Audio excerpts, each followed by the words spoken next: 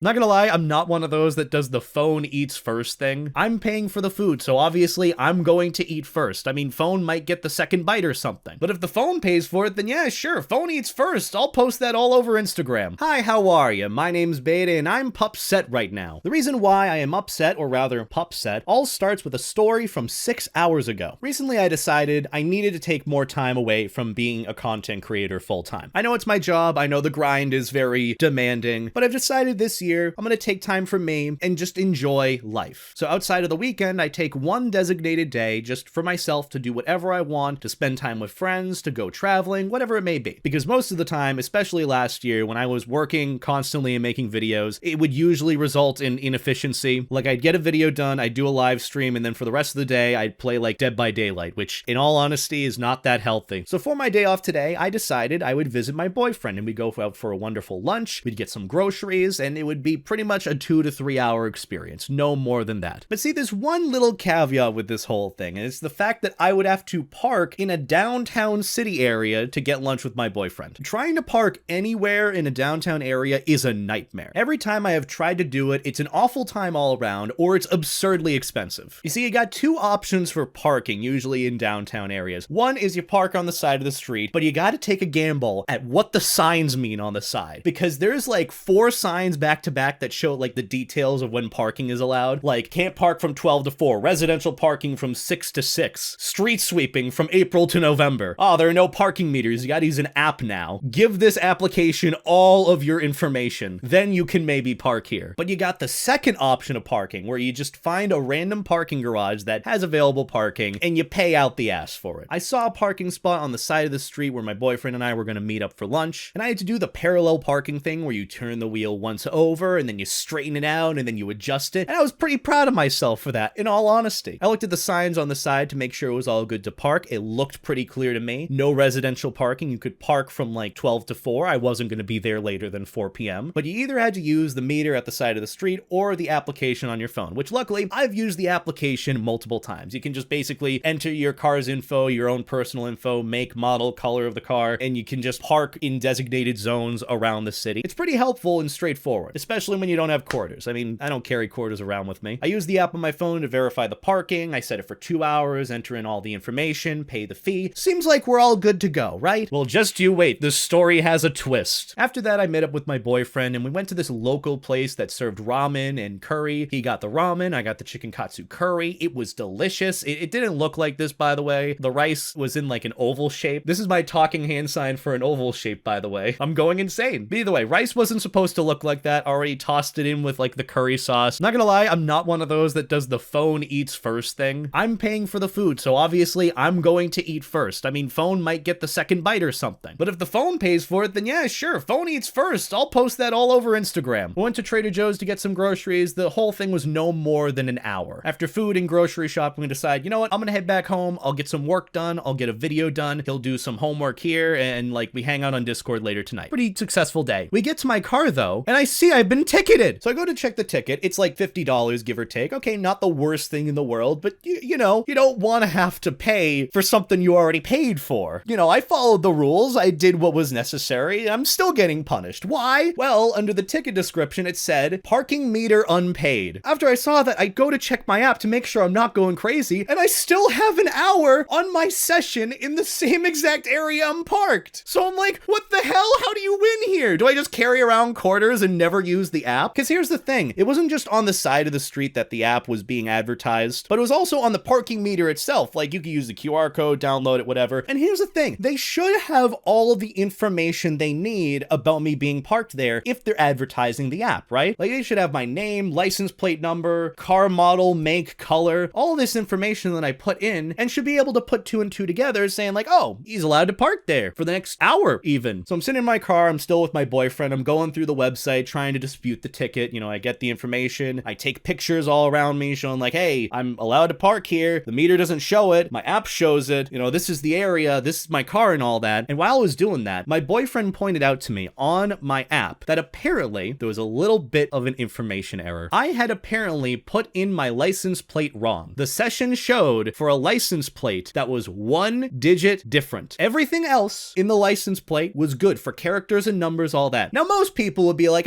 silly me, I made a mistake. What a goober I am. I'd put in the wrong license plate number for my reservation, which I was feeling that. I was feeling, well, I'm pretty stupid. That makes sense for why they do it. But also, I was even more furious because it goes back to the point that I said before, where they have all this information about me and the car that I'm driving that is parked there, but they saw one digit was wrong and still decided to be that guy. You know, I do stupid things, and in the end, it was on me to have the correct license plate listed. Because if I was in the position of whoever was giving out the ticket, if I had no choice, I would have looked at the information that I was given on like the reservation or whatever app was. I'm like, yep, all this checks out. Oh wait, their license plate is wrong. You know what? It's probably wrong, but I'm just gonna leave them a notice or something on their car. So hopefully you can see why I'm somewhat upset about this. Now, this could be a situation of me looking into the hearts of people and seeing nothing but kindness and goodness, and the person behind it really just didn't give a damn. Like, they're just trying to do their job, which, sure, I guess is reasonable. But at the same time, you know, what if it's a different situation of someone who might need that $50 or something, who's really struggling out there? You know, this very well could happen to anyone else. They could get screwed over where in reality, it's kind of just a small mistake. You know, you gotta type things into an app. Obviously, there's gonna be a typo here and there or something. I know there's many arguments here and there debating about like what side to take, if I'm in the right or wrong, but ultimately, it comes down to me. I can still be upset. I feel like I'm within reason to be upset, but I also understand why they did it, but I also don't. Another thing to learn is, despite, you know, being smart, I guess, am I?